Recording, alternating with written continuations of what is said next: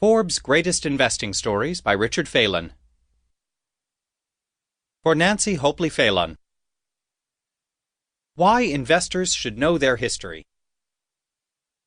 History doesn't repeat, said Mark Twain, but it sure does rhyme. Sam Clemens wasn't talking about Wall Street in particular, but he could have been. After all, he was an active, if not very successful, investor. At any rate, Twain's aphorism fits the stock market nicely. On Wall Street, the dates, the industries, the personalities, and the names change, but the big themes remain constant. That's what this book is about, the persistence in finance of certain patterns through changing times. The author of this book, Dick Phalon, has covered the street for almost a half-century for some of the nation's leading periodicals. To create a sort of tableau vivant for the edification of investors, he has selected a rich cast of characters, some living, some dead. This is not a history of Wall Street in the 20th century. It is an impressionistic and affectionate job of storytelling that instructs as it amuses. The stories gain insight from the fact that Phalon burned shoe leather covering several of the stories back when they were breaking news. He has met many of the actors. He witnessed a good deal of the drama close up. As any such book must, this one includes Ben Graham, Warren Buffett's respected teacher.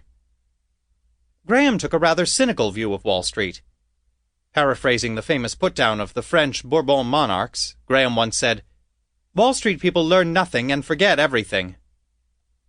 Graham died more than 30 years ago, but I remembered those words when the tech-heavy NASDAQ index was pushing toward 5,000.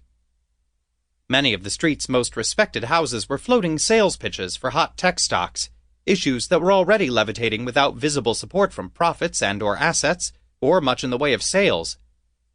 How Bourbon that was! How right Graham was, neither for the first time nor the last.